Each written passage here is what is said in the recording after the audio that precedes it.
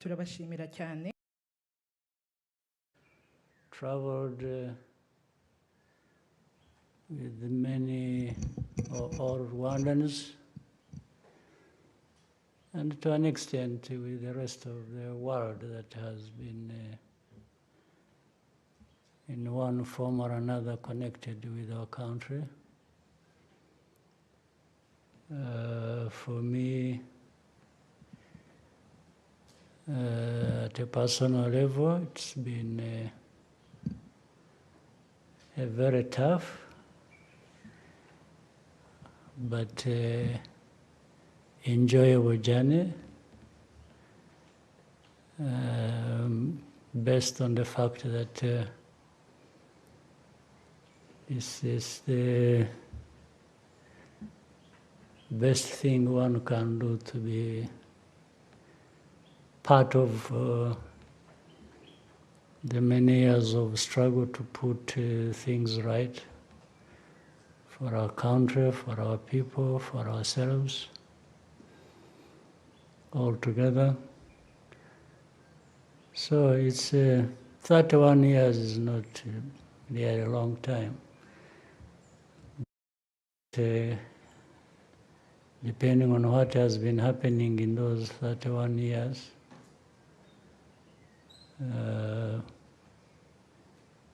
one may decide to see it differently. You may see it as almost something that goes over 100 years. But in other cases, you can be realistic and say it's actually 31, and 31 isn't very long. Considering the world we live in, I think some people live in worse situations than maybe ours, or have been there for even longer than those years we've been there. But anyway, I'm concerned more with my situation, because that's why I can make a contribution. For the rest of the world, those matters are beyond our control, some of us. So, on that note, you're welcome to, you can offload anything you want on me. I'll take it, and we can have a good conversation. Thank you, Your Excellency. We will try to make this afternoon a bit more enjoyable for you. Let's proceed to the dialogue segment. I will invite each media representative in turn. Kindly state your name and media house that you represent before asking your question. We can have some microphones. Anyone? Okay. Just raise your hand and they'll bring a microphone to you. Thank you. Happy Liberation Day, Your Excellency. Thank you. Thank you for giving us the opportunity to offload. Mm-hmm. Yes, there was a peace deal that was signed in the US not long ago, Your Excellency, and we are talking about a potential Washington Accord that is upcoming. But I'll take you back to when the peace deal was signed between Rwanda and DRC. Immediately after that peace deal was signed, President Trump of the US said that he had secured a minerals deal for the US. Shortly afterwards, the former DRC President Joseph Kabila on social media dismissed the peace deal aspect and referred to what was signed as a trade agreement. Some people think that the Trump administration does not understand the situation in Eastern DRC very well. What is your comment about that, and what do you say to those who call Trump's approach exploitative in comparison to the Biden administration? That's the question, Your Excellency. My name is Jackie Lumbasi. I host The Real Talk on RTV. Good.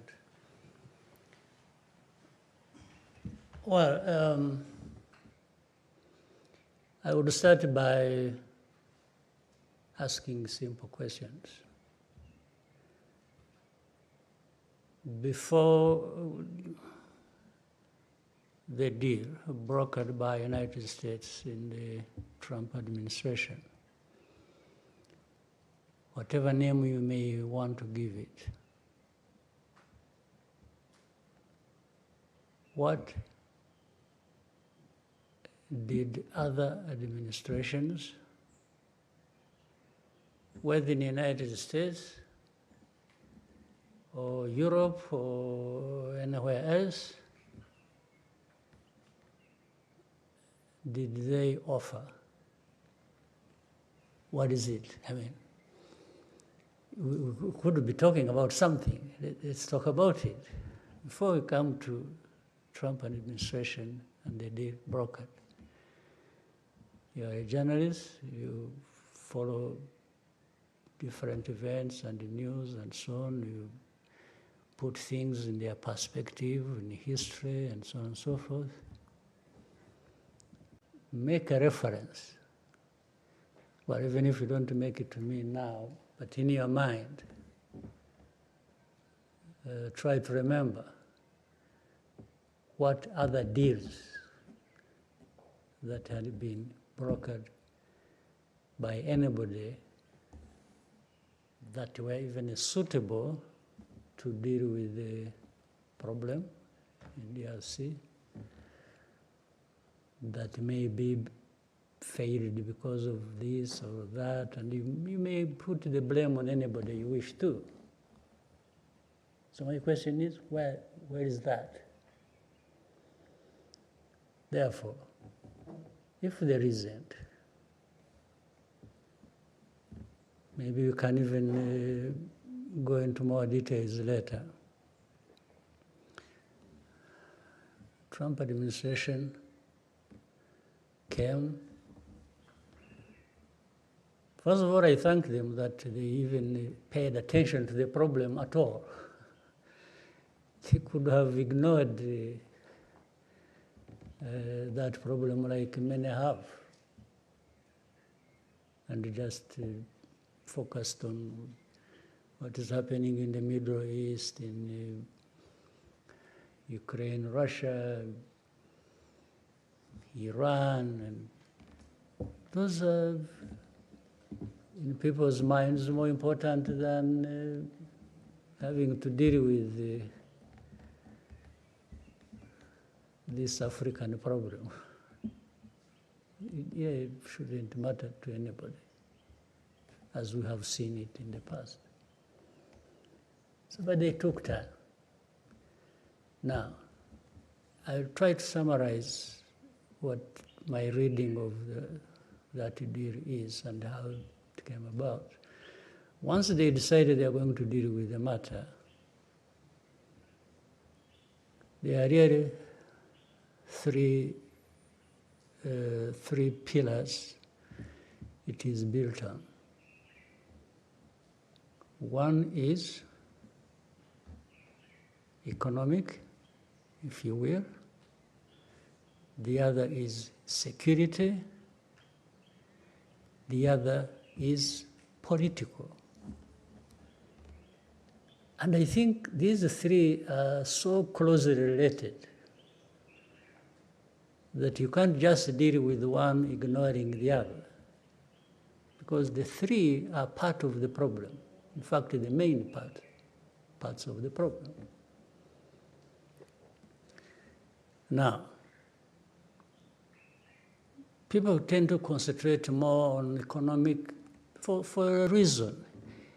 I think some of the players in the region were concerned with the problem.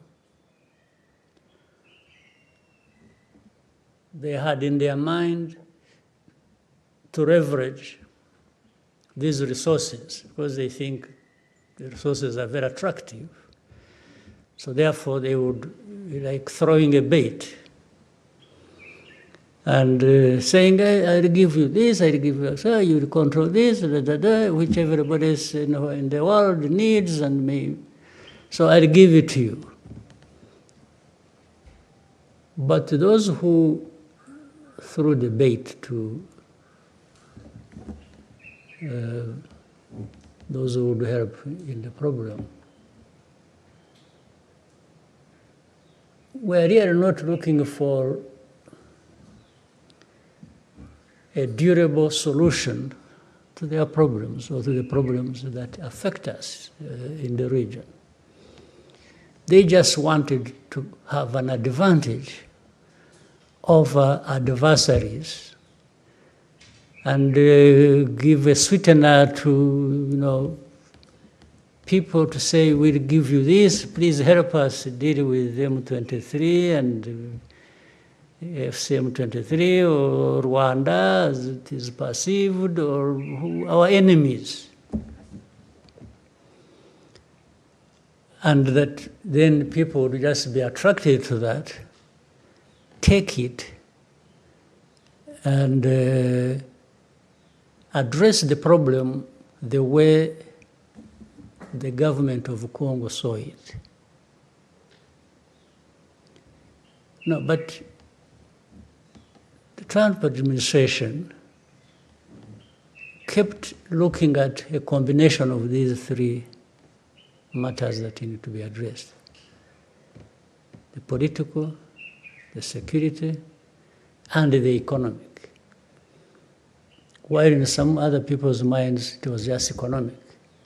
You want a deal, you want money, you want minerals, you want please take it, but and save us from these troublemakers, even if it doesn't address the problem, depending on how they see it. So I'm sure that is what is still affecting, and maybe will affect, the implementation. Because what people had in mind is not necessarily 100% what they are getting. But in addressing any problem like this one, it's give and take. You don't get 100% what you want, because there are many parties concerned with the problem. Each one maybe gets a piece of what they wanted, another gets a piece of what they wanted, and together stability comes out of it. So for me, I think there is a chance that we may get somewhere with that.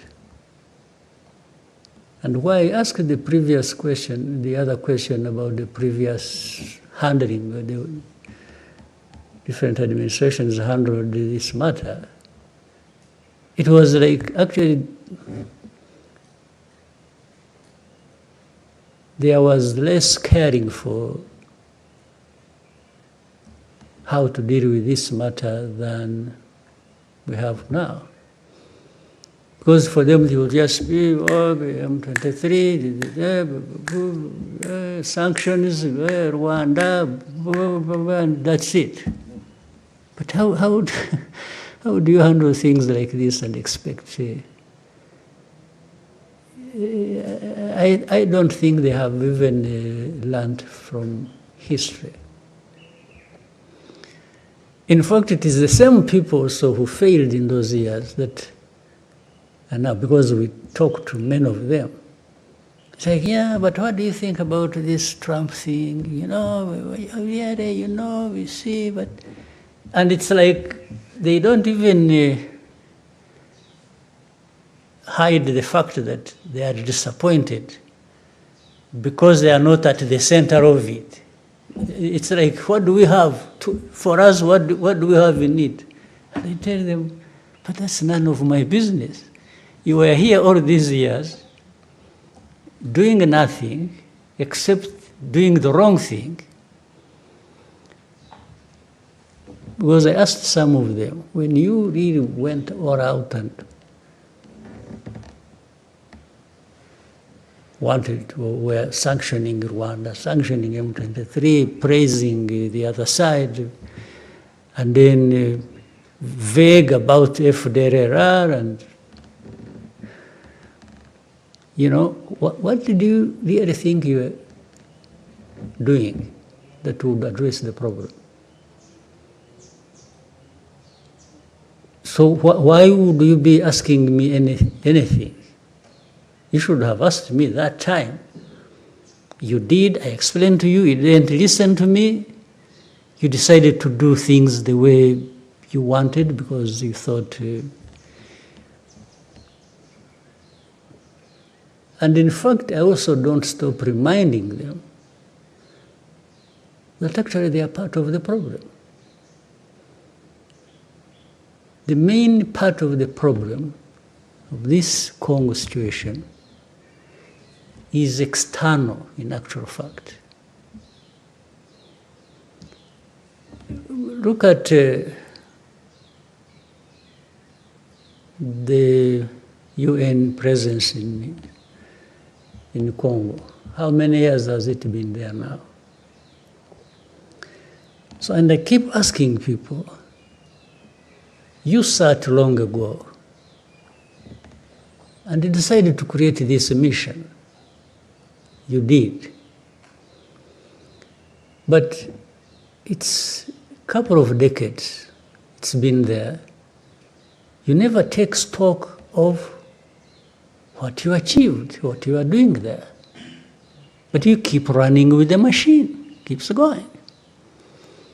Second, coupled with that, if you look at, you have heard of something called the group of experts who tell the stories of what's happening on the ground, who are supposed to guide some of the actions and so on and so forth. The expertise they provide, the reports they write, actually do not have anything to do with the situation itself. These reports were written long ago, when they were being given the mission. So they just come to make sure that everything conforms to that as of origin.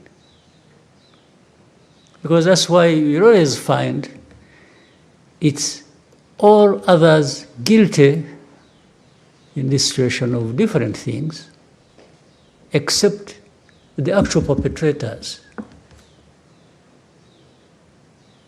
You will never find they write anything comprehensively about FDLR. You will never find they write anything comprehensively about how government institutions are connected with FDLR in spreading hate ideology, genocide ideology. Things that are done in broad daylight for everybody to see. So you wonder how experts cannot see that. But all the reports, 75%, it's blame on AFCM23 and Rwanda. And they're always tight because they say,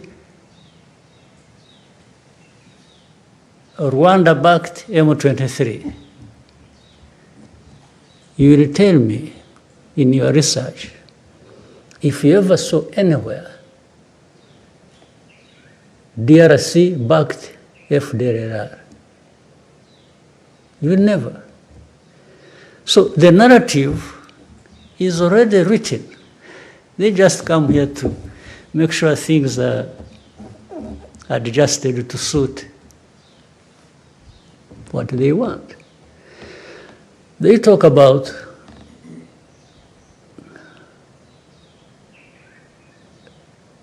minerals as the center of the whole problem.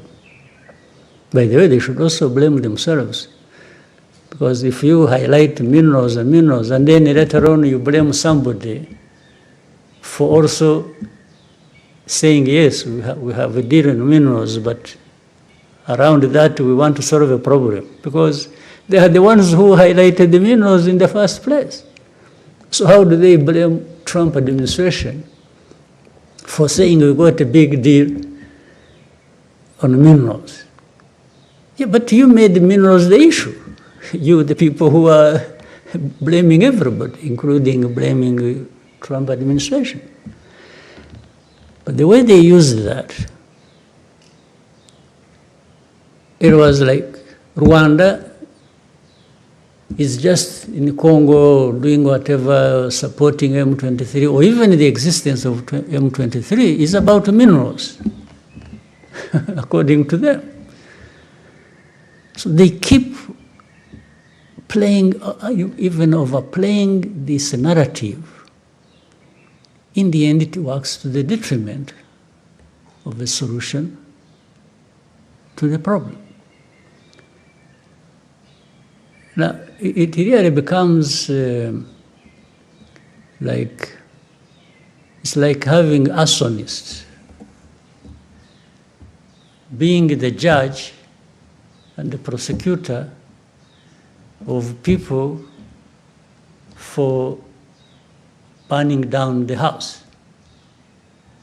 The very ones who burnt down the house are the ones in the seat to judge, to prosecute, and everything. This is what happened. So some people oversimplify this matter, and take it just to the surface. It's about blaming FC M23, Rwanda, former president of DRC, you mentioned. By the way, do you know that maybe, I don't know why you should never forget things conveniently. You know how the current president came to be president? He was just called to the office, and this man thought he was making a good deal, and they handed him power. Do you also know that actually there were witnesses, heads of state? Did you know that? One of them being the former president of Kenya, Uhuru Kenyatta. The other one being the president of Egypt, Sisi. The other one being President Ramaphosa of South Africa. You ask to go and visit them and ask them this question. So this whole thing, you see, no, I wish they could actually come forward and say, hey, wait a minute, by the way, we know this story. the story, and the other thing is, you also know that Rwanda being blamed for M23, FC M23, Eastern Congo, blah, blah, blah, and so on and so forth. Fine, you can blame us for doing whatever we could to make sure FDR doesn't cause Rwanda problems, and whoever was supporting that. But you cannot blame us for the start of this conflict, because everybody knows where this conflict started from and by who, and it is nothing to do with Rwanda. This M23, I have said it before, came from Uganda. They did not come from here. Why was it not made Uganda's problem? Are these things I'm talking about new to you? You don't know them? But the story goes out today, it's every day, Rwanda, M23, Rwanda, FD. Yes, but you should also tell people how this became Rwanda's problem. Our problem was simple, twofold. FDR it has been a problem in the past. It's a problem now. It will be a problem in the future if it continues to exist, threatening Rwanda. There is no way. We don't, as I again said before, we don't need anybody's permission to protect our country. It doesn't matter. So that one put aside. The other one is this Congo uprooting its own people from their ancestral homes and from wherever, and Rwanda has nothing to do with how Kinyarwanda-speaking people went to Congo. Nothing. We cannot be blamed for that. But they've been killing people in broad daylight.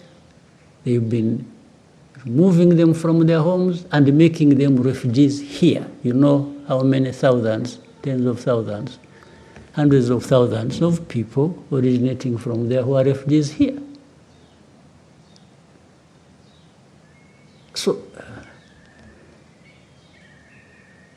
the fact that we are hosting these people, the fact that we are saying we can't accept FDLR, is it a problem that Rwanda should be blamed for? Is it a complicated problem that groups of experts cannot see?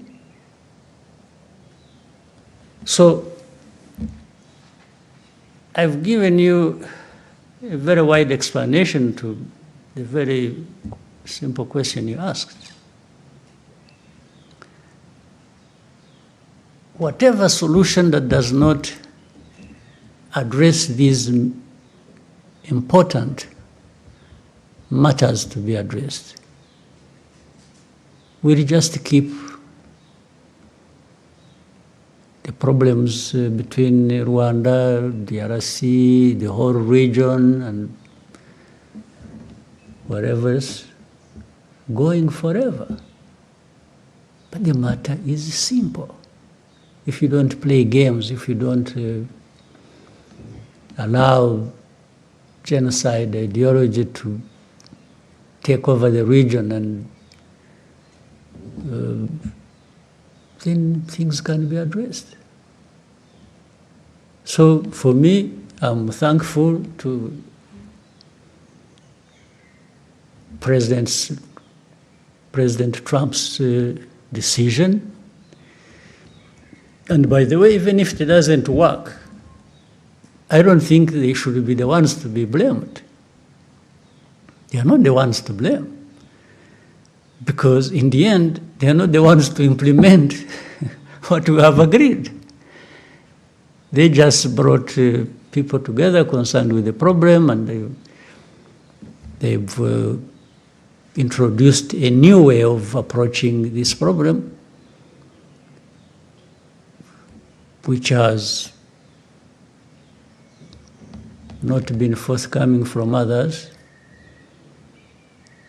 And so here, it's our job, it's our task for us in the region to implement that, or DRC or Rwanda to implement their part of the bargain in the agreement. But of course, it helps if United States administration remains close by to follow up and says to people, well, you said you would do this, what happened? They have some leverage over the matter.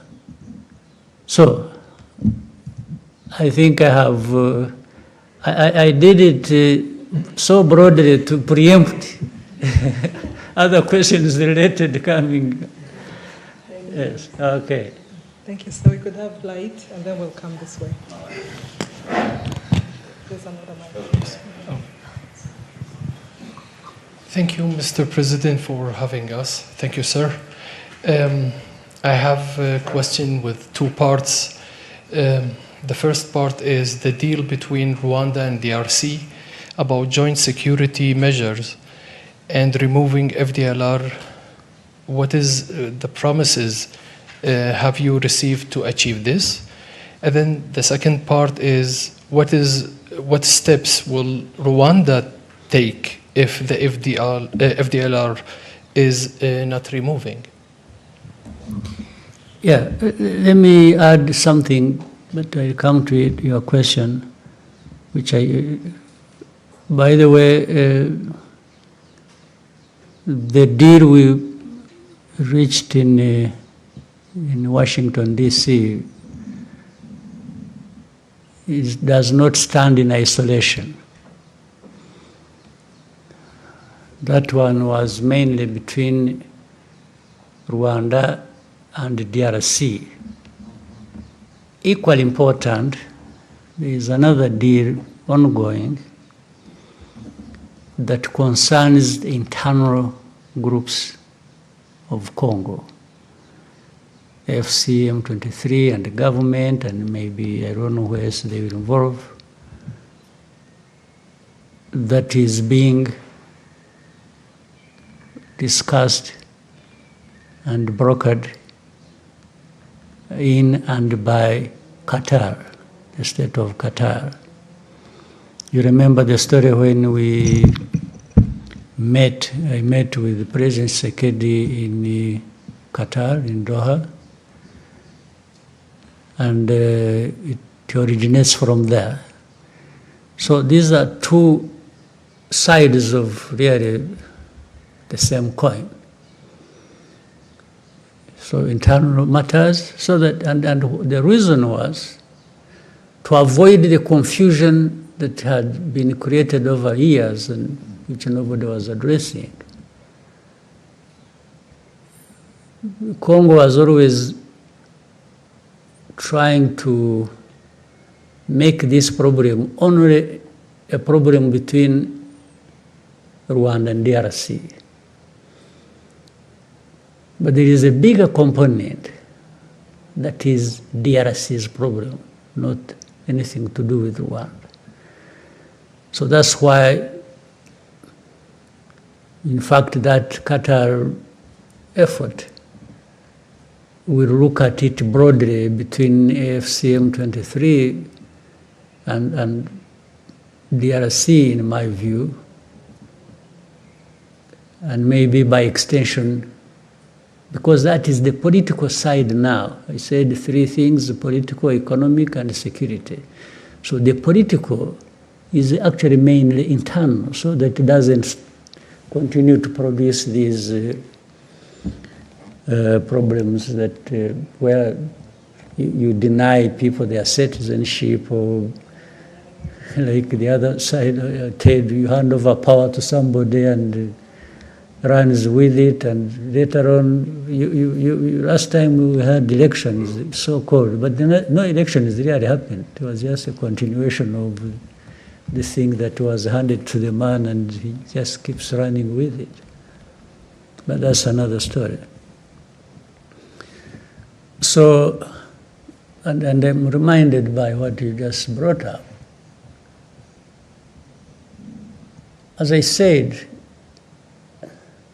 we reached an agreement in Washington, D.C., but it is not up to Washington to implement it. It's those who reach the agreement there to actually be the ones to implement what they agreed. And we have also seen in the whole history of this matter that people really don't necessarily do things according to what they agreed they are going to do. That's a lesson we have learned over many years.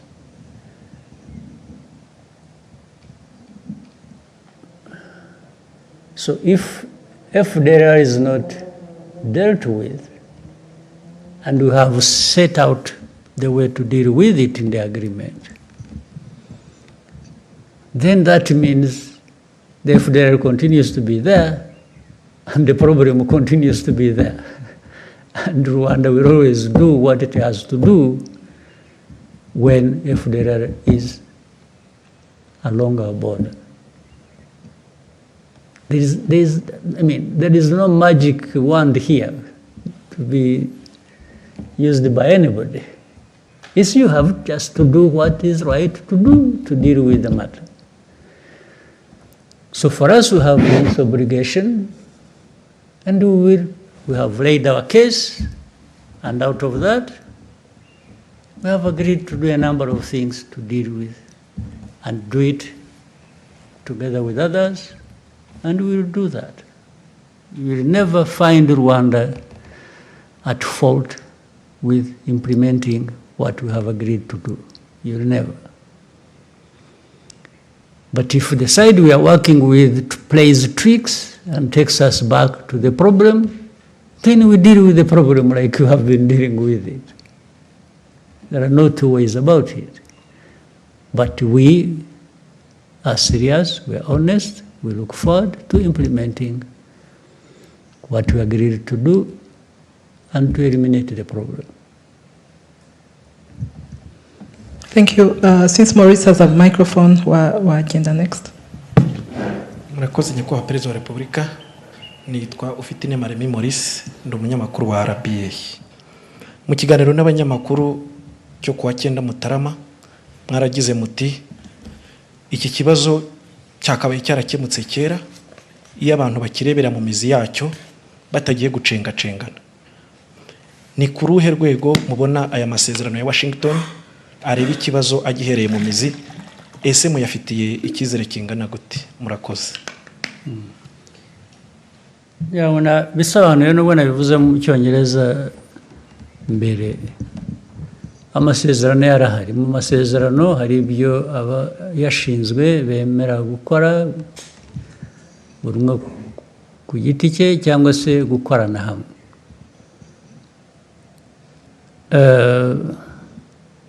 Ntabwo rero iteka abantu bose bakoresha ukuri cyangwa bavugisha ukuri no mu byo bemeye ku mugaragaro, ariko navuga ko ku ruhande rw'u Rwanda twe tuzakora ibyo twemeye uko bishoboka, ariko bimwe bihera ku byo abandi bakora nabo twemeranyije. Iyo badakoze ibyo twemeranyije, ubwo birumvikana ko bifite ingaruka ku byo natwe tugomba gukora, kuko twemeye kubikora kandi tuzabikora ari uko n'abandi buzuza uruhande rwabo. Rero kandi ibi nibidakora tuzakomeza dushakisha inzira iyo ari yo yose. Igihe inzira itaraboneka yo gukemura ibibazo uko bikwiriye kuba bikemuka, u Rwanda narwo ruzakomeza gukora ibishoboka byose kugira ngo rurinde abanyarwanda, rurinde igihugu aho kubura umutekano bitewe n'uko abandi twumvikanye batuzuza ibyabo bya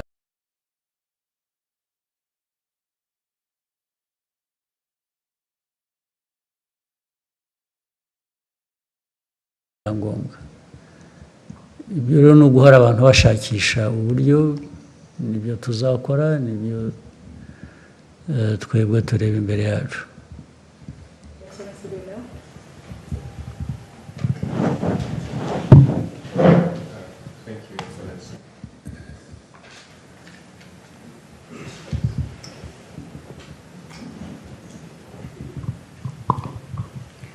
Thank you, Mr. President. My name is Lionel Ditavidier.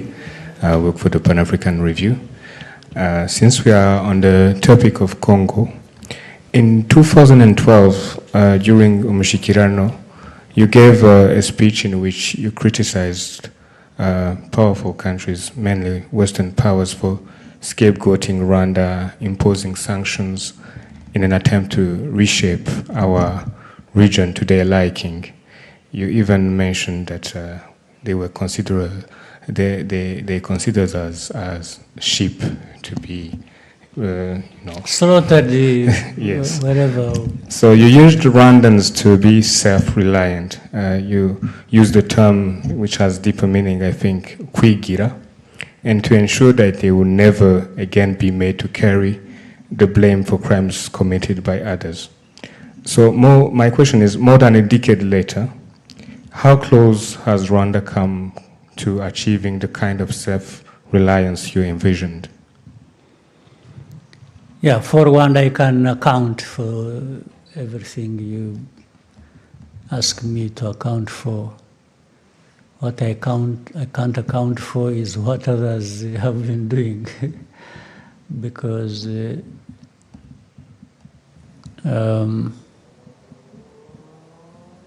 those 13 years ago and what I said,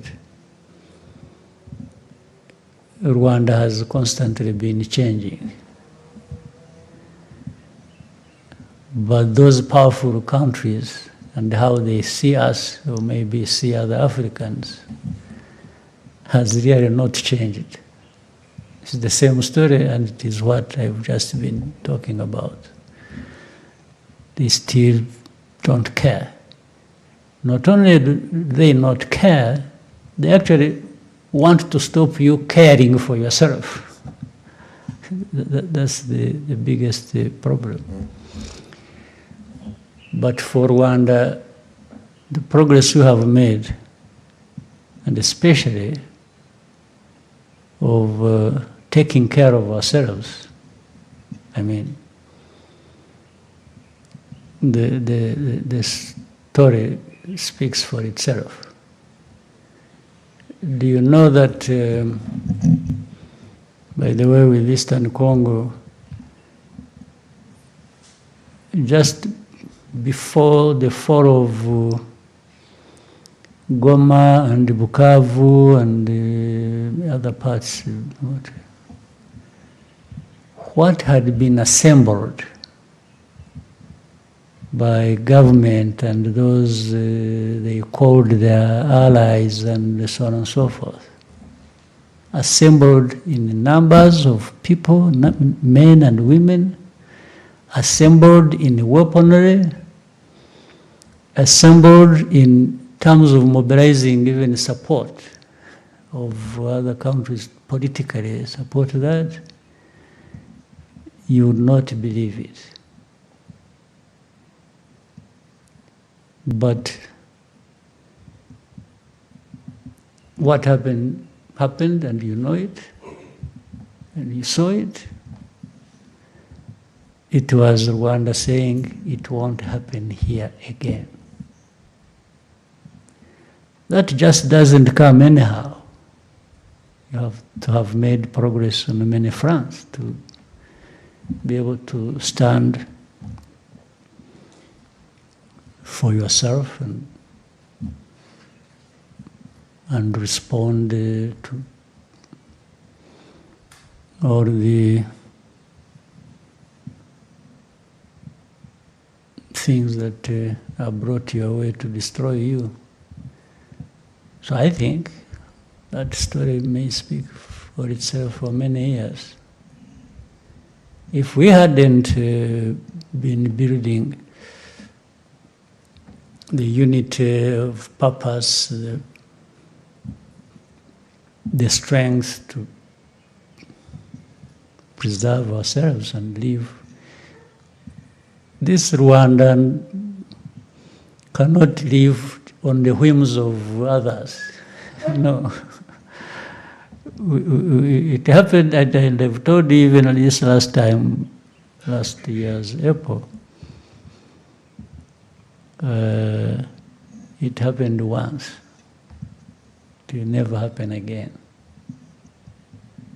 Once was too many times. For the second one, somebody else will pay for it. They will be the ones to go. They will be the ones to perish, not Rwanda again. That one, take it from, I have repeated it.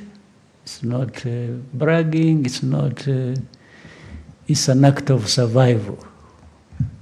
We don't owe our living to anyone. Never will it happen again. Your Excellency, may we take a short break and come back for the next segment of this conversation? Let's take one and then... One more? Okay, Anangwe? And then... Thank you, Mr. President. My name is Eugene Anangwe. I'm the CEO and founder of East Africa Media Group. We do a lot of mentorship and training for media to just change the narrative about media in Rwanda and the region. I'll start first of all by saying thank you for the work you did and all the gallant soldiers to give us a country. I would like to move us away a bit from the DRC conversation and bring it back to 31 years ago. You know, before the liberation struggle, there was your personal story, the convictions, the thing that made you feel like I need to rise up and fight for my country. And Mr. President, I want to invite you to download the Untold, you know, those moments that you remember today, and when you look back, you say, this was a worthwhile fight for my country. Maybe let's start there, and then we can continue later. Yeah, that's a bit complicated, but I'll try. At the beginning, when I was talking about this whole 31 years being a tough but enjoyable story, I meant the tough side was what was confronted and dealt with, being of such a magnitude that for the half-hearted, they would just collapse under the weight of it first day.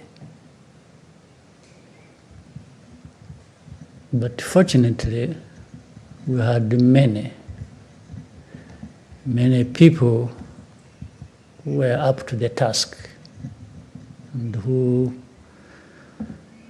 were ready and able to give it all, because it meant everything to them.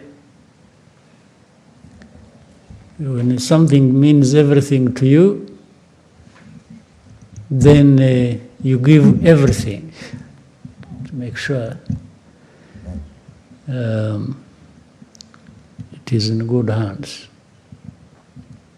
But it was tough. That one, no question, and no need to.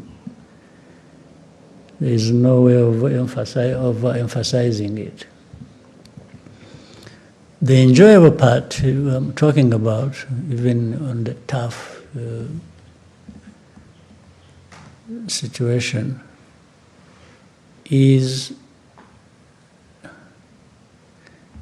understanding the story itself, where you are coming from and where you are going, and then finding yourself in the middle of it, being one among many to be looked up to deal with such a tough travel, such a tough journey. It gives a sense of pride, inspiration,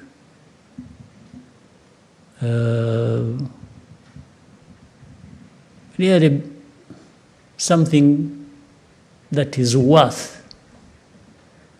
being associated with. And when you are there, but also you approach it with a sense that it doesn't end there, the story doesn't end there. What comes out in the end must reflect that difference between what you really fought against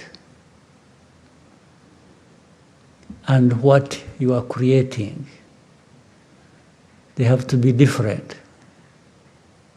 You can't fight against a bad thing and end up with a bad thing yourself, because it would be such a waste of life, even in personal terms. So for me, personal, there are things I can explain, there are other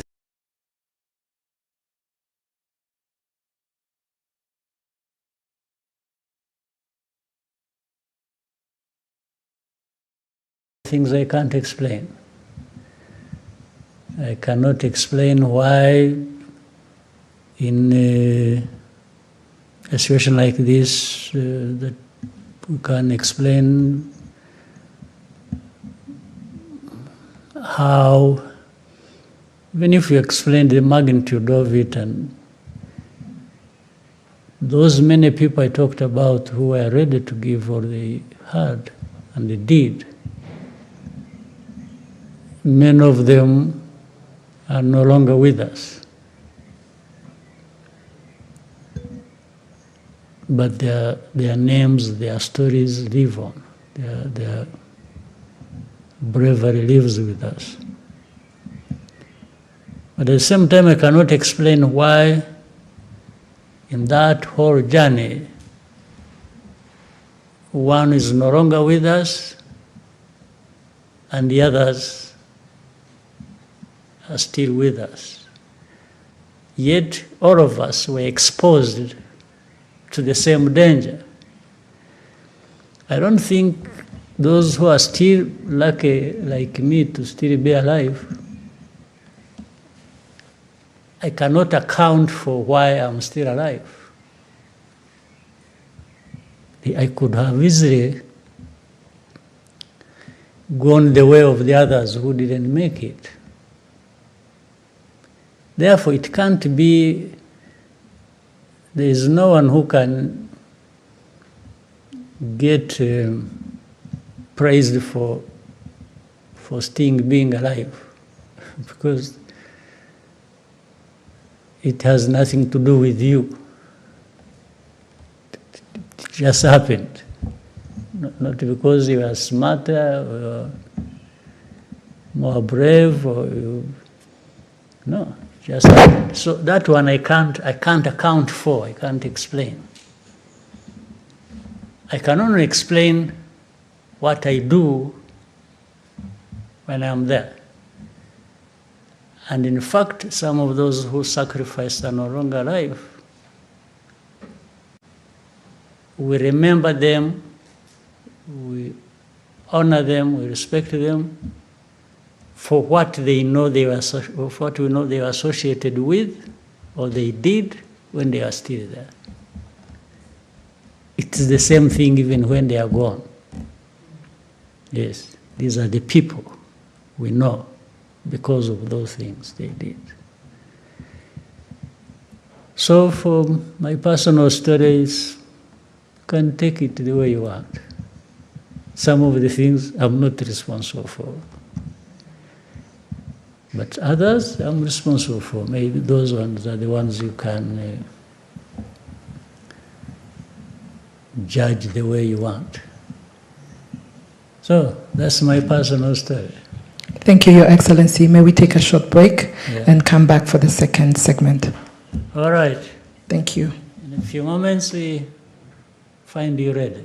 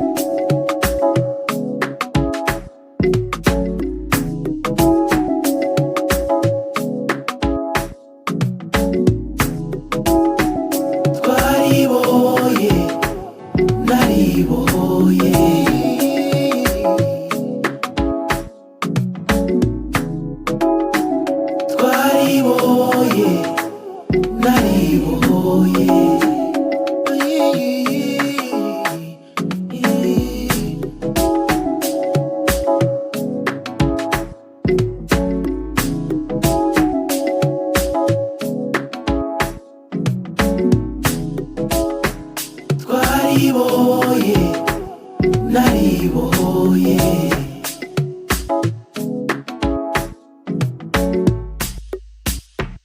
twaribohoye naribohoye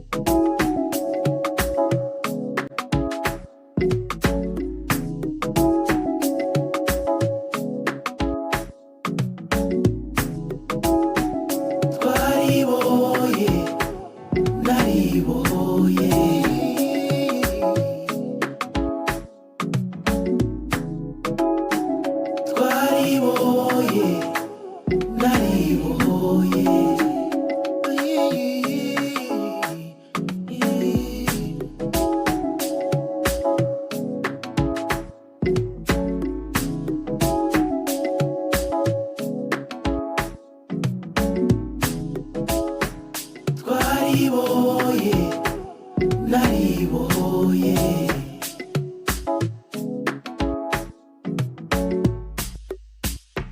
twaribohoye naribohoye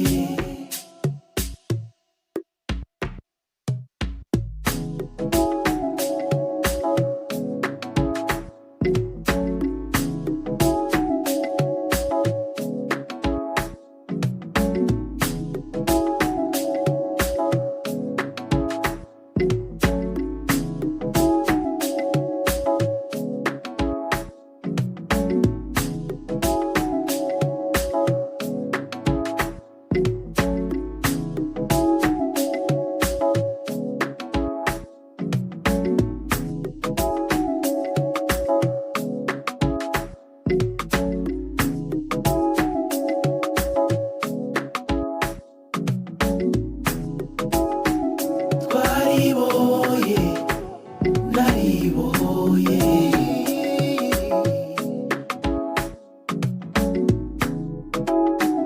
twaribohoye naribohoye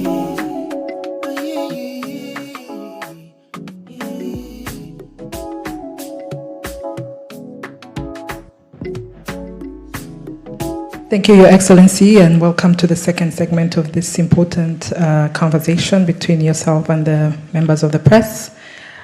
We could go straight to Jesse, and then we'll come to Rigoga. Thank you, Your Excellency. My name is Jesse Maxella. I host a morning edition on 94.3 Royal FM. You have mentioned 31 years ago, it's been tough, but there's been moments that you've enjoyed. I just want to look at the story that you have, some of which we have an understanding. You said some time back, Rwanda does not follow rules, and you mentioned that Rwanda follows choices. I want to know, in what ways did your experience as a refugee shape or push you to learn about the world and the experiences of other countries? At the same time, how did this shape your ideology, orientation, or ideological orientation, and the choices that you have made for the country, Rwanda? Thank you. For the rules, especially the rules of others, we don't follow. We follow our own choices and our own rules.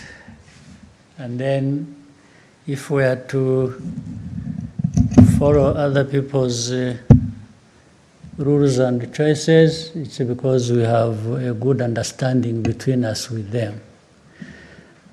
But the world we live in has a tendency for people to dictate to you how you follow and should follow the rules.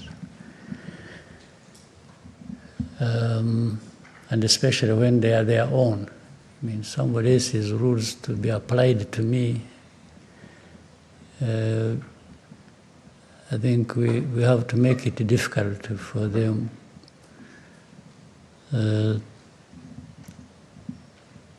for us to follow their rules. Now, to your question, the first and foremost guidelines we follow have to be centered on what is it that is, because Rwanda, you can say us, Rwandans, we are people like any other. I don't think you would tell me these people of this country or whichever part of the world are better than you. I wouldn't understand it. I don't understand what you mean. People are people. Human beings are human beings. And individuals can be better than others if you are considering specific things, whether they have a talent or a skill or the others don't have. But when you are comparing human beings, because even that one who may lack this or that you are talking about may actually be endowed with other things that maybe those ones you referred to don't have. So it's a very fluid sort of argument. But for our struggle for this country and as a people and what we've gone through, and rules and choices really build on values also. You know, to be guided by a certain set of values. So for Rwanda, there are values we have espoused for a long time and talked about. Things that bring us together as a people, so that one doesn't feel they are left out because of their background or because of, whatever we consider. The other is to aim high. To say, why, if we are human beings, like I was saying, should be considered equal with others? Why should we be limited in terms of what we aim to achieve in life that is better than what we have, yet we have possibilities of raising ourselves to those levels. So we don't limit ourselves to, but your thinking may actually determines whether you rise high or whether you sink, depending on how. So our thinking is that one that raises us to the levels we can go to. I've already talked about the other, where we need to bring in everybody. Unity of our country matters, especially we know what we got from the lack of that. So one is to consider ourselves and determine what we want that is best for us. But we also know there is no such a country or people that form an island and they are detached from the rest of the world. You always want to be part of the rest of the world, even with what you aim for and want to achieve for yourself. You always want to be connected, because also that's where you draw from certain things that make you better. But you have to be anchored somewhere. So we are anchored here in ourselves, in our country, in our people, in our politics. So you have to really make sure that you get things right where you are anchored before you venture outside to embrace others or to have them embrace you. So that's what guides us. And when we are talking about ourselves and what we've gone through and what we want to achieve or what we have achieved, and we always do it in the context of thinking about others other than Rwandans, because we are never an island. But you cannot project yourself outside with others from a very low base or a weakness you have refused or failed to overcome. So it is therefore this formation of where we are anchored that allows us to think of which choices do we make that are going to make us better people going forward every time. Or the rules that must apply to us but originating from us to bring that discipline that will allow us to achieve what we want to achieve. So, and this is a constant conversation. It's not a one-off thing that you decided one day somewhere and that's it and you keep going. No, it changes. It's dynamic. And we keep even re-examining ourselves and our rules and our choices, whether they were right in the first place or whether they apply in that moment or they are likely to apply in time ahead. So that if you don't find them fitting, then you change them. You adjust them to suit the time and the needs of that moment. So it's that.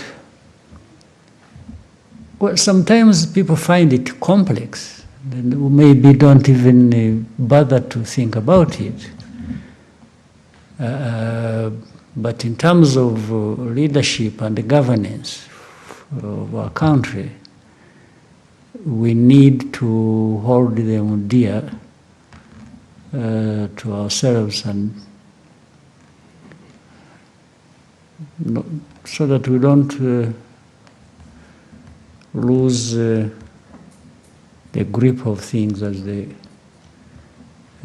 we should have. We need to have a firm grip on some of these important principles and values. I don't know whether I answered the... Thank you. I just want to do a follow-up question on that. It's been mentioned that your leadership is unapologetically very strategic. But I want to ask, looking ahead, 10 years maybe from today, what is that one more bold move that Rwanda can possibly make to cement its place as a truly global player? Well, all elements are there. There's nothing new. There's nothing new we're going to invent, but rather derive those things we are going to do from what we are doing already, because with creating a vision, you must have a vision. A vision takes you up to a point, and that is the essence of, therefore, giving value to time. And should you realize that with more time ahead, the world we operate in, or the needs of the people, are going to be different, then you adjust according to that, but you are adjusting from a certain position where you have been already, or where you are. So the strategic thinking or thing you need to do, if it comes, you get to think about it or to know it when it is time for it to think about it or to apply. Otherwise, you want continuity, you want something to keep growing. That's what growing means. You want to be better today than you were yesterday. And you are thinking of being better tomorrow than you are today. And along that thinking, looking at the cross-section of many things happening, that thing that you need to implement pops up at that time. But the most important thing for me, associated with your question, you need that continuity. You need that sustainability to keep moving forward and never do well today, get drunk with that, and then you find a few months, years ahead, you really collapse. Don't get drunk with success or with the achievement, but rather that should energize you, that should inspire you to keep going. So for me, my worry is always that of continuity. That's what how do I continue the momentum? How do I keep going? If some moments you can move faster, then you do. But don't go below the speed or the quality at which you have achieved a number of things going forward. Thank you, sir. Rigoga. Murakoze, nyakubahwa Perezida wa Repubulika, nitwa Rigoga Ruth, ndi umunyamakuru wa RBA, by'umwihariko mu biganiro by'imikino. Nyakubahwa Perezida wa Repubulika, mwasobanura mute siporo y'u Rwanda mu myaka 31 ishize, discipline, kwitanga, vision, indangagaciro byafashije igihugu kwiyubaka. Musobanura mute impamvu iyo bigeze kuri sport biba ikibazo? Murakoze. Yeah. Sinzi niba ari siporo gusa, ariko siporo siporo ni warebamo ibintu nka bibiri cyangwa bitatu. Icya mbere, agaciro biha nakahe. What do you want to give? What value? Agaciro biha siporo nakahe. Icya kabiri, witegura ute? Witeguye ute kugira ngo ako gaciro kabeho cyangwa se gakure kazamuke? Mu rurimi rw'icyongereza ni organization. How do you organize to do that? Icya gatatu ni talent. Ubona mu bantu kuba badafite talent, you can't blame them. If I have no talent for football, really, don't blame me. It's not my fault. So icya mbere ni agaciro biha. Icya kabiri, ubigenza ute, ushyira hamwe ibikorwa n'ibitekerezo gute kugira ngo bizamure ka gaciro, noneho abantu bafite ubushobozi, ubumenyi,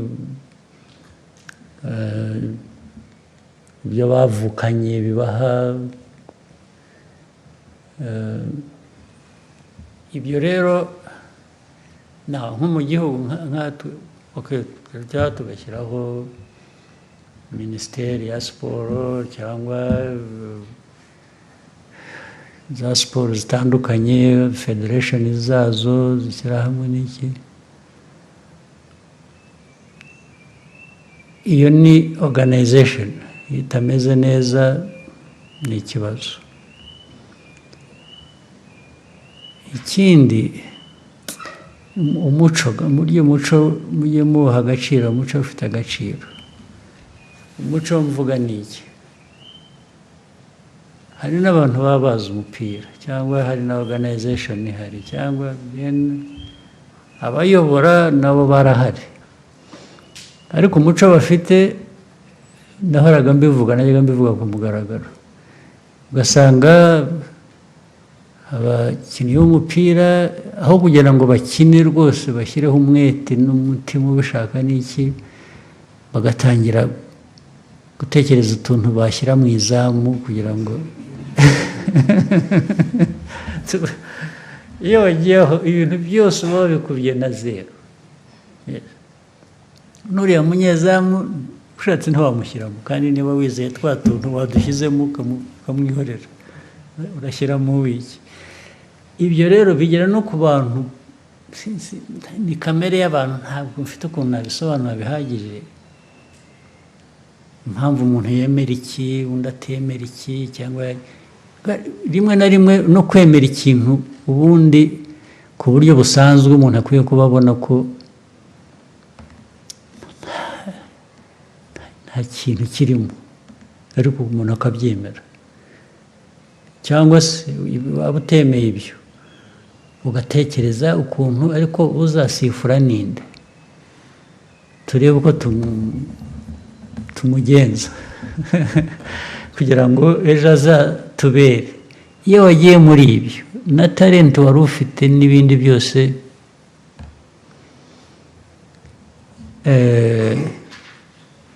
ariko ubundi umukino siporo kugira ngo itere imbere ukora biriya bintu nakoze nakubwiye ariko noneho ukanavuga uti siporo habamo gutsinda habamo gutsindwa kandi muri uko gutsinda no gutsindwa harimo gutera imbere ni ukuvuga ngo wagerageje wakoze ibyo washobora gukora ahubwo niba wanatsinzwe wavanyemo isomo rivuga ngo ariko urabizi icyo nazize ni iki nakibonye umukinnyi nakinishije aho atagomba gukina cyangwa iyo nzanamo undi igihe bikagera bitya ibyo ngibyo akaba ari byo rero iyo watsinzwe uvanamo isomo ntabwo ugenda ngo wiyahure kubera ko watsinzwe imikino yose ntawe udatsindwa kugira ngo murabibona n'abazwi ku isi bihanganye muri za siporo zitandukanye haba igihe ibintu byabagendekeye nabi nk'abantu ariko noneho ni timu ariko ni ibintu bihoraho rero bihoraho noneho on average umuntu akavuga ati ariko urareba timu iratera imbere cyangwa kanaka aratera imbere nawe bituruka mu itimu cyangwa mu muntu utagiye mu bintu bigwe ngo ujye mu bapfumu ujye mu gushaka ko watugira abantu cyangwa hari ibindi bibi bakora ntirwa mvuga kugira ngo ajye mu kibuga yacitse intege adashobora gukina adashobora no guhagarara wamuvangiye imiti iyo byagiyemo aho nibwira rero ko aho tugeze hari abantu benshi abanyarwanda bafite muri bo talent kumenya muri siporo zitandukanye twashakisha rero ahantu hose ariko byose bishingira kuba ubanza kwemera uwo uri we ntabwo ushakisha gusa ibyo ubona hanze utihereyeho ngo ubanze uvuge utari ko nabigeraho nkanjye kuko mfite uko nteye n'undi uko ateye bitandukanye ariko nk'igihugu dufite abantu timu yacu iteye itya twayishakira iki twagera gute nibwira ko bishoboka ariko ntabwo ari ibintu byizana gusa ngo bibe abantu batatekereje uko babigenza. Thank you, sir. Munyaneza, hanyuma Jado. Thank you so much, Mr. President. My name is James Munyaneza. I work with the New Times. And I want to pivot to international matters. Recent developments, different dynamics globally suggest a shifting or rather changing world order. do you see a situation where we are potentially moving into a more multipolar world? And what does this mean for Africa, of course, and for Rwanda? Do you think we are ready? Yeah. Well, whether we are ready or not, we should be ready. Because even if I tell you, yes, I'm seeing it coming, well, it may not come. But you should always be prepared for what if it were to come, actually. Suppose I even made a mistake in my analysis and assumed it's not coming. Why should I not be actually prepared if I found I made a mistake and actually it came? But what you are saying, as I see, like many other people see it, the world order will always change. It won't remain the same forever. There will be one form of world order today, there will be another tomorrow, or another maybe 10 years after, or 20, or doesn't matter. It depends on many, many things. As we see, we should be educated by what we see. But it also originates from, maybe it's important when you say Rwanda or Africa,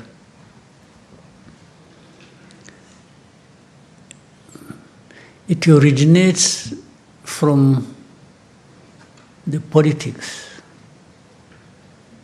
global politics or geopolitics, how it values things.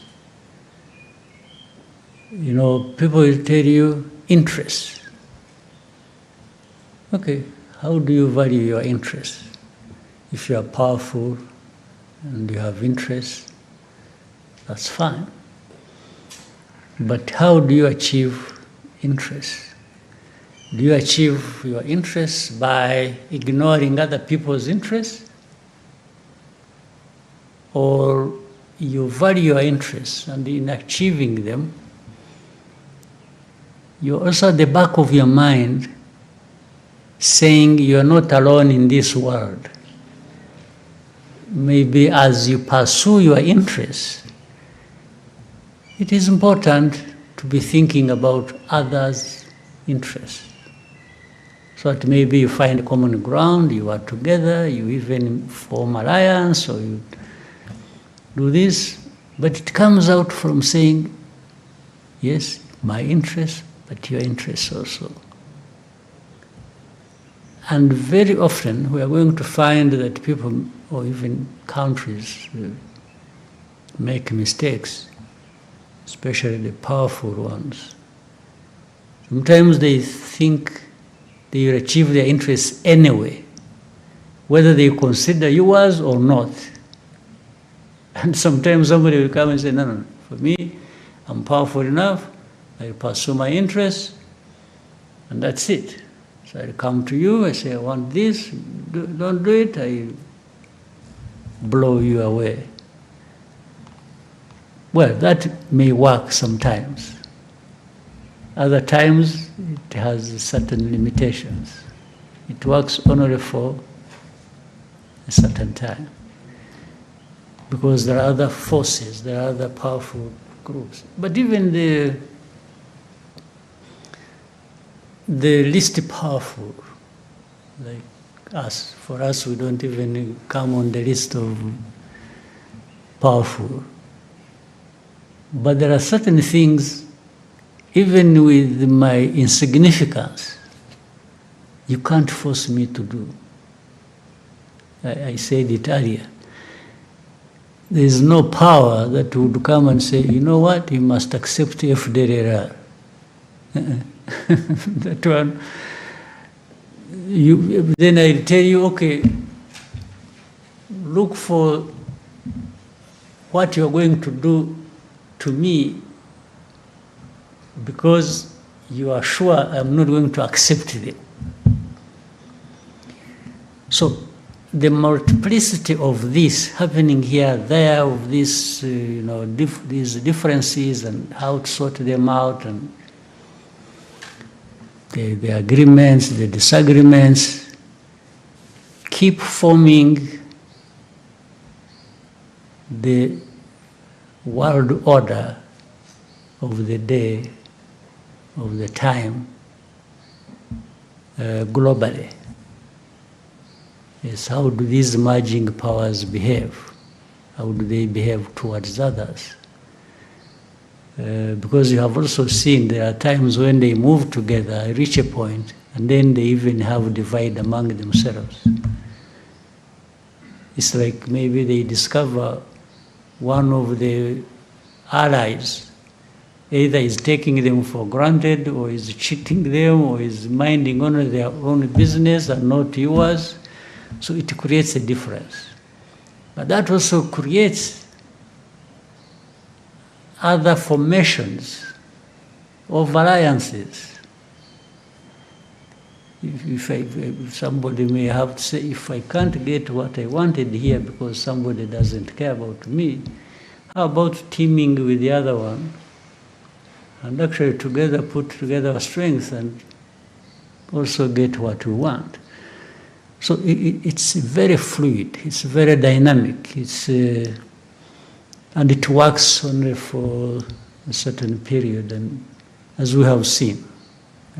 But you can see it coming, you can smell it. People can ignore it, because again, once people are powerful, they really start becoming insensitive to certain things. They think they are the only ones who matter, the rest don't. And that is when things start happening even before they realize. Now, but the most important part of your question, Rwanda, Africa, it's going to be difficult for me to explain, because Africa, where we are, is not where we should be. And even more challenging to understand is we have everything to be where we want to be, except ourselves. We somehow we are not there to deliver on what we already have in our hands to be transformed into what we should be. We are absent somehow. I can't explain that. I have no medicine for it. On a smaller scale, therefore, talking about Rwanda, I think you'll never find us not trying. At least we are trying within our limited means and resources to be where we want to be. We are on a journey to being what we should be within that limited space. And if we can work with other African countries, and we try, we can move the needle towards that objective. But it wants more people doing what they might be wanting to do, what we need to do. The more we are together doing what we should do, the more likelihood we get there or get there faster. That's how it is. Mm-hmm. Thank you, Let him Excellency. finish something that you want to. Just on a lighter note, the other day I was speaking to a young person and said something interesting. He said, we now have a minister of enjoyment. I was like, what do you mean, Minister Benjamin? So he said, Minister who? of enjoyment. Okay. And the reference was, Kurizi Konji. Okay. Konji. And I'm like, and then I was like, okay, this is interesting. Okay, was this a bonus? Was this? But then, Mr. President, just to put to you, maybe the thinking. What was the thinking? Because this was the first time for additional 2 days, or this is something to be expected going forward. And then finally, I think you needed it. You sometimes I think I see people stressed and really almost like to drop. So maybe you needed it. But at the same time, this person who you had the conversation with, on a personal level again, if you asked him, let me assume he was complaining. He said, why did they give us these 2 days? If you probed deeper, and asked him, say, by the way, what was your plan? What did you really want to do in these 2 days that you are now not going to achieve because you have 2 holidays? First of all, you may discover the guy was going to anyway spend the whole morning sleeping. And maybe the afternoon, even if he goes to office, he just goes there and is surfing the internet. You know, it's really not. So for the 2 days. You will find, so declaring it officially a rest day may serve his interests better. So, but anyway, it stemmed from, you remember 1st of July is actually when we got independence, meaning from decolonization. And then 4th of July is the Liberation Day. While we cannot keep having a celebration for this, then celebration for that, and blocking those days in succession like that, you are also aware there are times when 1st of July or 4th of July may fall on a Saturday or a Sunday. If it fell on 4th of July, 4th of July fell on Saturday, that is really not a holiday for the 4th of July. It is a Saturday anyway, you had it. So sometimes if it falls on a Saturday or a Sunday, we give people a Monday. You see the point?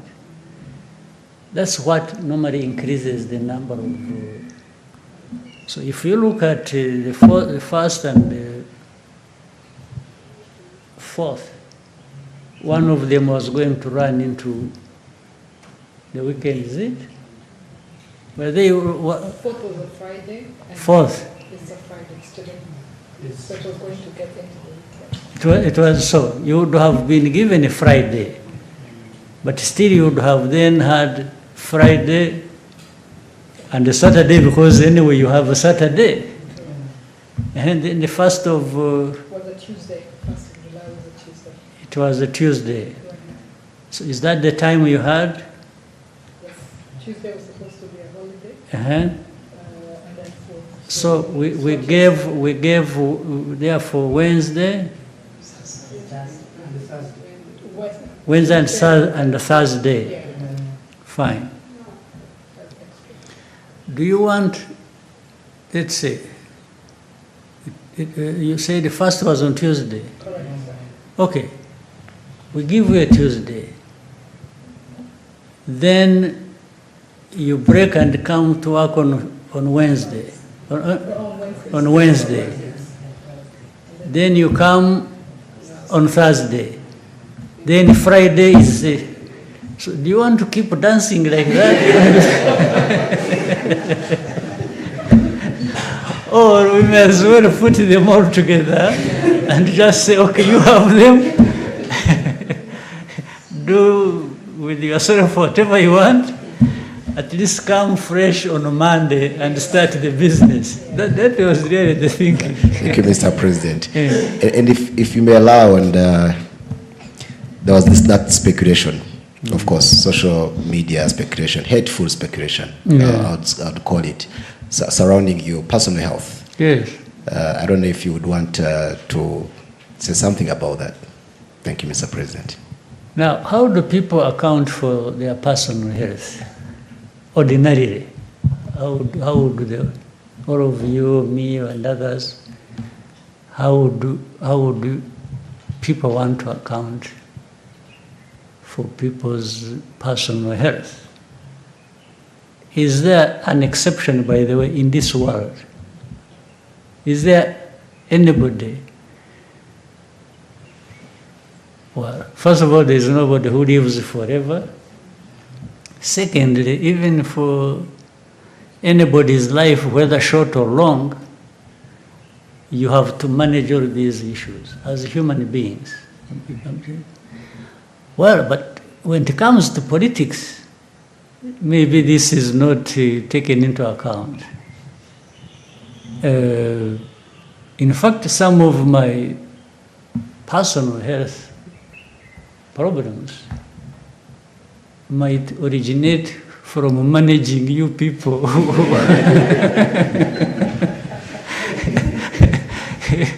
The amount of stress you and so for me as a human being, yeah, you know, people got COVID, they get this, they get the flu, they get a cold,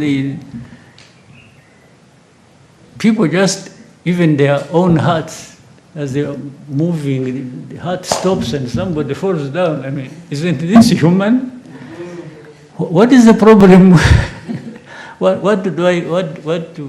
would people want me to account for? That I'm not human? Even if those, you call them the hateful people who, I mean, the kind of politics.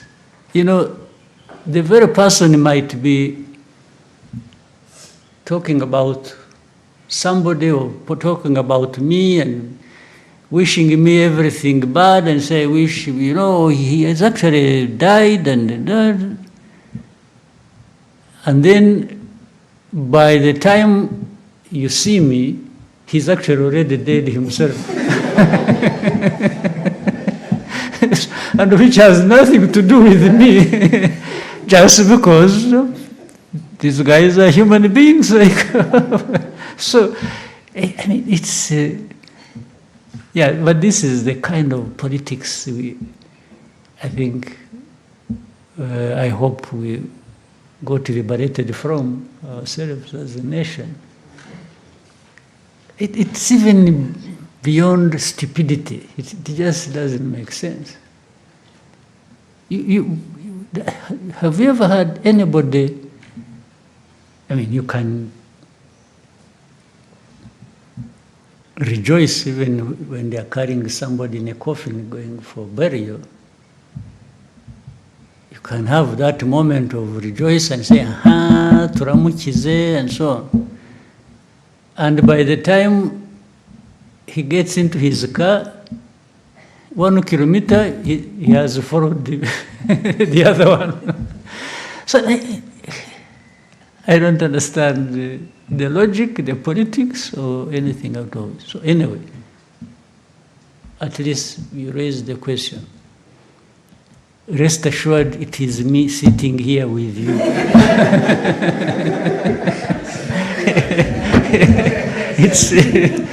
It's not anybody else. Jado, hanyuma Ines. Nze nyakubahwa Perezida wa Repubulika, nitwa Bagishya Jean de Dieu, mpagarariye BNB Kigali FM. Nyakubahwa Perezida wa Repubulika, turizihiza ku nshuro ya 31 umunsi wo kwibohora. Iyo myaka ntabwo iri kure y'iyo mwari mufite muyobora urugamba rwo kwibohora. Ndetse ye abenshi bo mwari muyoboye amateka twereka ko bari munsi y'iyo myaka. Imibare dufite yo mu kigo cy'igihugu kibarurisha mibare itwereka ko muri iyo myaka 20-30 niho ubu dufite abanyarwanda benshi. Tukaba turi mu gihe cy'ikoranabuhanga, iterambere, ibirangaza ni byinshi, yewe ubu dufite amahoro, dufite umutekano,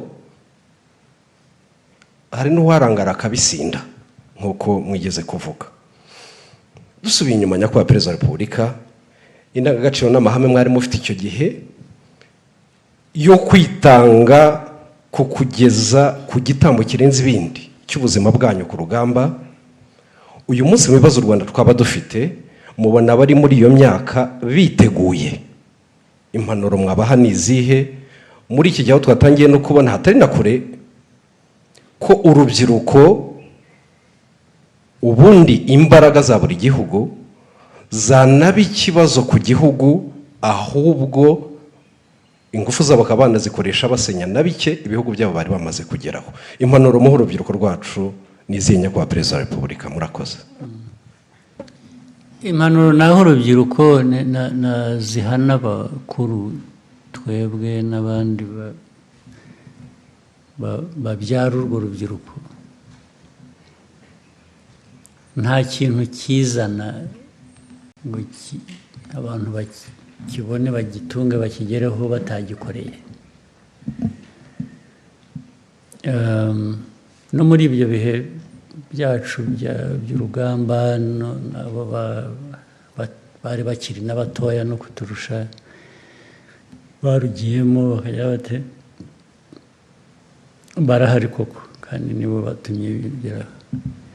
Ariko buriya hari n'abandi baruhunze n'icyo gihe, hari ababihungaga bakabigendera kure, bababwira bagashaka impamvu, nabo bari bahari. Rero byose biva mu burere busanzwe bw'ababyeyi bw'igihugu, biva no mu burere bwa politiki. Ukabitoza abantu, ukabihozaho, ukabigisha, nanone mu 10 wigishije havamo wenda 5, wabura munyamahirwe hakavamo 6 bazima bakumvise bagiye gukora ibyo kandi bakabikora. Aho hari babandi 4, 5, ariko utanigishije, utagerageje, utashakishije uko waba muri 2, 3. Ni ukuvuga rero ngo izo mbaraga zo kwigisha uburyo bwa politiki, uburyo bw'uburezi busanzwe, uburyo n'ibigomba guhoraho. N'ubu buri munsi tugomba guhozaho, namwe uko muri aho no mu mirimo yanyu mukora mujye mwibutsa, mujye mushyira ntuvuga amakuru gusa nahuye na Perezida jya urangiza ushyiraho umurongo ukangurira abantu. Ababisomye azasoma wa murongo, wenda hari uzarokoka kubera ko ngabo. Ni ibintu rero tugomba kuzirikana bigahoraho mu mashuri, mu buzima busanzwe, muri politiki yacu. Abayobozi aho bari hose bagakora ibyo bakwiye gukora, bindi bidahuye n'ibyo abona umwanya agashyiramo wa murongo, akigisha abana ibintu byo gufata ibiyobyabwenge, ibintu byo kunywa inzoga bakaziririmba bakazogeza, bigasa nk'aho ari disipurine. Niyo irakenewe, ni ngombwa, niyo yaba ishaririye niko imeze. Disipurine irasharira, ituma abantu bigoma ibyo bakunda cyangwa iki.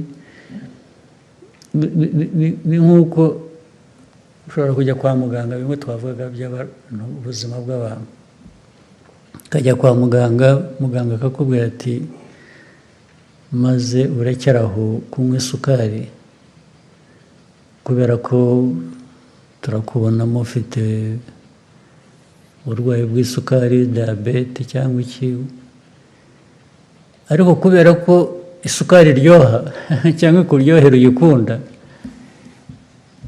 ukajya ugira utyo ugatirisha ugashyiramo akayiko kamwe ugashyiramo akandi cyangwa ukayikomeza ukajya wihisha ariko ibyo nubwo ubikora utyo ubuzima bwawe burimo buragenda ya sukari igumya igutwara ku mpera y'ubuzima bwawe so n'ibi rero by'abana dukangurira abana muri kunywa ibiyobyabwenge muri inzoga muzigabanye umuntu ntakure yogeza inzoga kunywa inzoga kuko abo zica turababona buri munsi ubwo ariko icyo tubikuburiza ni ukugira ngo ubeho ubuzima bwiza wiyubake ndetse wubake n'igihugu muri bya bikorwa wavugaga ni ibintu rero bihoraho ni akazi gahoraho ka buri munsi ntabwo gashobora kugabanuka. Ines. Thank you, Your Excellency. My name is Ines Nyinawumuntu. I'm a journalist and I'm the deputy head of RBA Radios. I would like to ask you just a small curious question. Your Excellency, if you could spend one day as an ordinary Rwandan citizen, that I am actually, I'm one already. Yes, but okay. Without anyone knowing you were the president, what would you do? Where would you go? And what would you hope to learn? Thank you.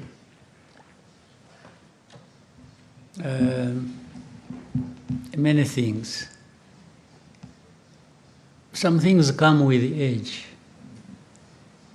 If it was long ago when I was still young, I would go skydiving, I would go bungee jumping. I would do some of these crazy things that I used to do some of them when I was still young, but as I kept growing, the people said, please.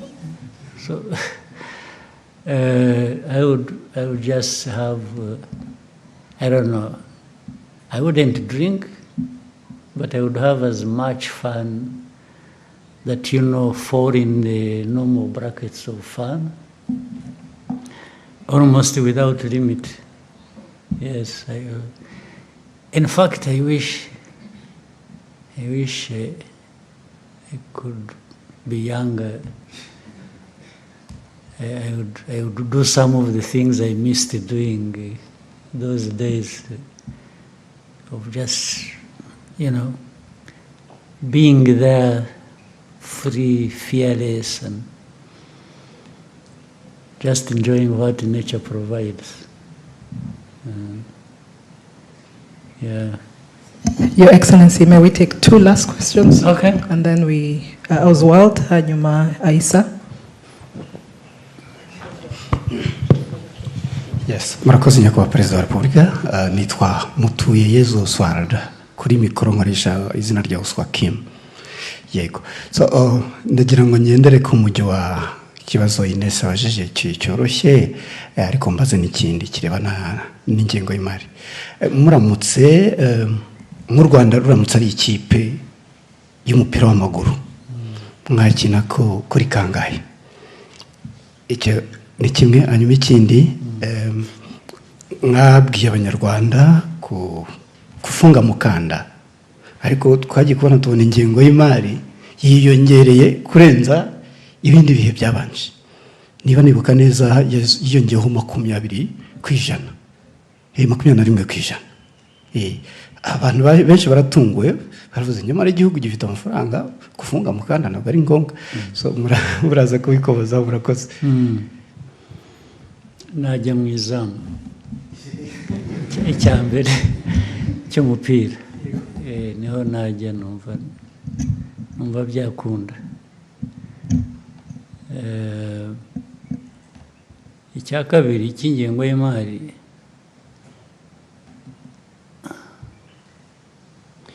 uko igihugu gikura ko n'isi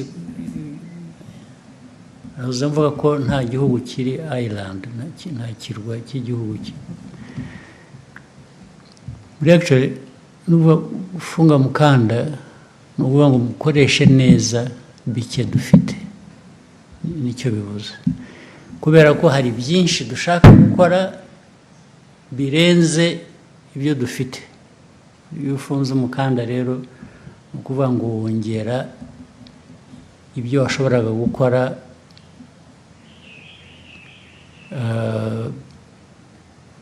kubera ko warondereje usigira ibitari byabonye icyo ni kimwe gitandukanye n'ibyo bindi rero budget ushobora gukoresha mbere y'uko unayigena uhereye kuri ibikenewe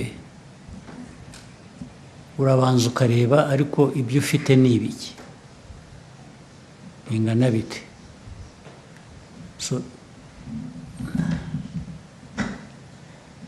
kuzamura budget byatewe na byinshi tubona bigomba gukorwa bikenewe ariko tunabona n'ahantu twagenda tuvana amafaranga adushoboresha kubikora nicyo iyo mibare ivuze gusa ni kuri 20% yiyongereye ntabwo ari ukuvuga ko hatakiri kwa kundi ko kurondereza cyangwa gukoresha neza ahubwo twagize amahirwe mu byinshi byiyongera buri munsi tugomba gukora dusaba n'ubushobozi tudafite twasanze aho dushobora kugabanya ahandi cyangwa kuzakura amafaranga hagenda hazamuka reka nguhe noneho urugero rumwe urabizi gufunga umukanda urabizi byanahereye ko bibaga mwabonye batubwira ko batakiduhaye imfashanyo twayaga dupfa barabibonye muri izi ntambara muri iyi minsi ishize bati twahagaritse ibi ntabwo byaba ngo ubure gutekereza gufunga umukanda ariko nubwo ibyo byabaye twashakishije ibyajya mu mwanya w'ibyo batwambuye cyangwa se turanavuga ngo ariko ubundi byajyagahe ubundi rega bimwe byajyagaho tutanakeneye ntibigende ubwo ariko ni ukuvuga ngo hanyuma tujya no mu gushakisha aho tuvana revenues n'iki hari ahantu hagiye usanga tutahavana amafaranga kandi dukwiye kuba tuhayahavana ubwo akaba arinjiye hanyuma turongera dufata umurongo w'ibikenewe gukorwa turavuga ariko hari ibyo tutasimbuka turongera dushaka n'uburi babandi bari barahagaritse imfashanyo bamwe bagira ngo aho bamariye kubona ukuri barabireka biraza urumva rero ibyo twari twarafunze kubera ko twabonye ko aba nabo bafunze bageraho bakaza niyo bazana igice cyangwa niyo biriyongereye ntabwo twakomeza ngo dufunge kandi twabonye ko hari ikiyongereye mu bushobozi twabonye niho bituruka kuri ko mwahisemo kujya mu izamu ntabwo mwadusobanurira impamvu mu izamu ariho mwakina murakoze kubera umutwe wanjye niho numva ari uburebure, ari amaboko yanjye, kwa kundi nahoze mvuga nti nkiri muto nasimbuka no mu kirere, harimo gusimbuka, harimo hanyuma harimo no nkeneye n'amaguru yanjye kugira ngo hariya hagati bakina atavunika, so mu izamu niho nahitamo. Murakoze.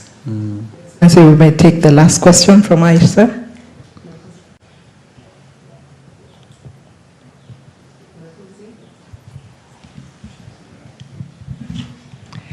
Murakoze cyane nyakubahwa Perezida wa Repubulika, nitwa Aise Kiza, nkaba ndi umunyamakuru n'umuyobozi wungirije wa Royal FM. Ikibazo cyanjye kiragaruka by'umwihariko ku bagore muri rusange. Turashimira cyane nubwo ndi umunyamakuru ariko reka njye mu nkuru nanjye shimire by'umwihariko uruhare mwabigizemo kugira ngo abagore tube dufite ijambo mu gihugu cyacu, kuko iyo urebye mu nzego zose zitandukanye usangamo abagore mu nzego zifata ibyemezo, yaba ari muri guverinoma, mu nteko ishinga amategeko n'ahandi. Ariko ndagira ngo nse nk'ugusubiza inyuma gato cyane mu rugamba rwo kubohora igihugu. Uyu munsi hashize imyaka 31, bamwe twari batoya, turabona uruhare umugore agira mu iterambere ry'igihugu kuri ubu mu gihe cyacu tungana gutya, natwe ubwacu tugira, ariko ntago tumenye inkuru nyazo z'uruhare abagore bagize mu rugamba rwo kubohora igihugu. Nyakubahwa Perezida wa Repubulika, ari mwe noneho muzitubwiye uruhare rw'abagore rwari uruhe muri uru rugamba uyu munsi twizihiza by'umwihariko imyaka 31 u Rwanda rwibohoye? Uruhare rw'abagore rwari runini cyane kandi ngira ngo abenshi baranazwi, ndetse bagiye bahambwa ibihembo ku mugaragaro, ari abari ku rugamba ubwabo, hari n'abandi niyo baba batari ku rugamba bakoraga ibikorwa bishyigikira urugamba, bakoraga indi mirimo itandukanye. Hari abakoraga imirimo yo gushaka, bagendaga isi yose bashakisha amikoro dukoresha ku rugamba. Hari kandi ibyo no kubishyira mu kandi gaciro, uziko hari n'abagore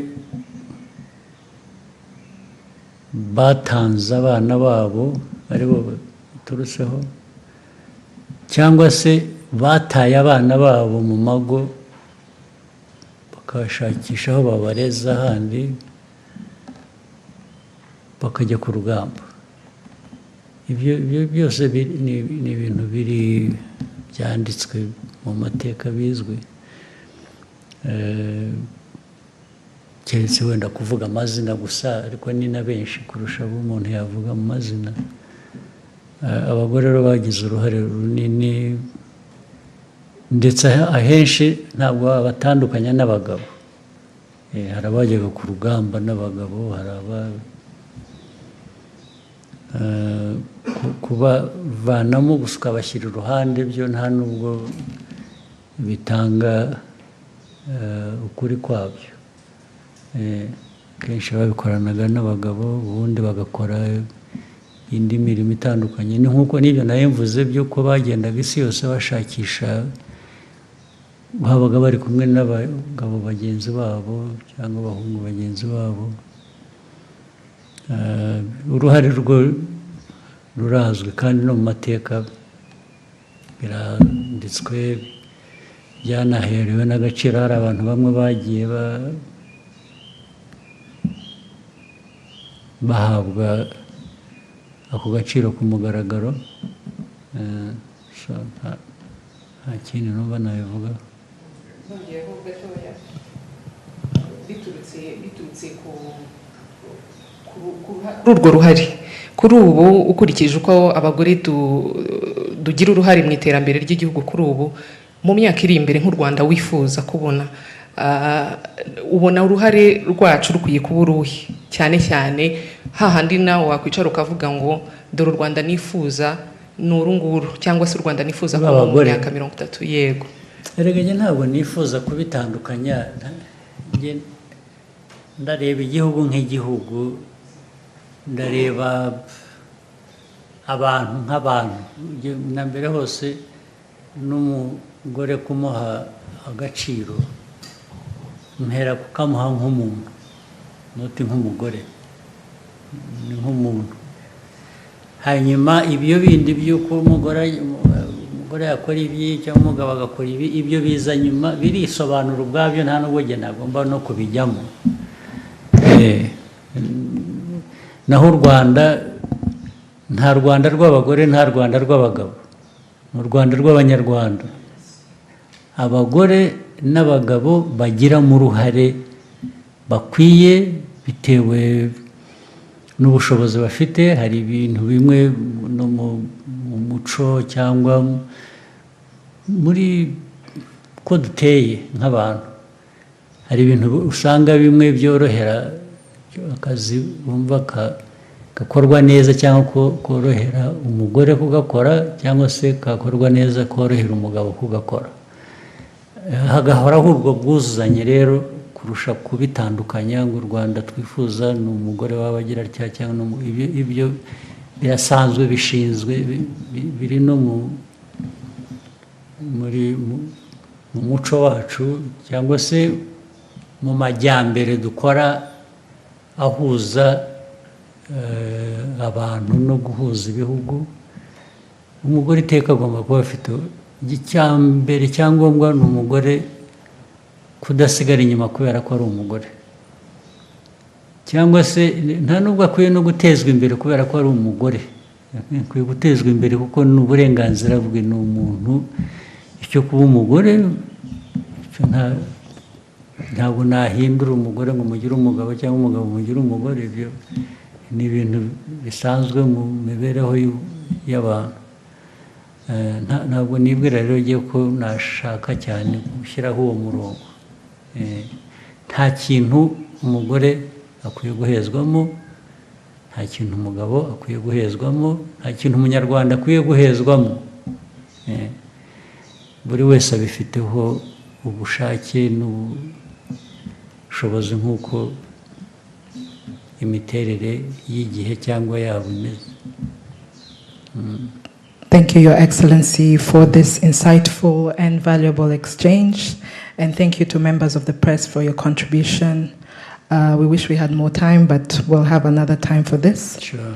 We've come to the end of this conversation, and we wish you all a productive Kwibohora Day. Sure, thank you. Ahubwo nibutse ko hari n'ibindi dufite ku mugoroba n'uyu munsi cyangwa n'ejo ko mwana uhari umwanya wose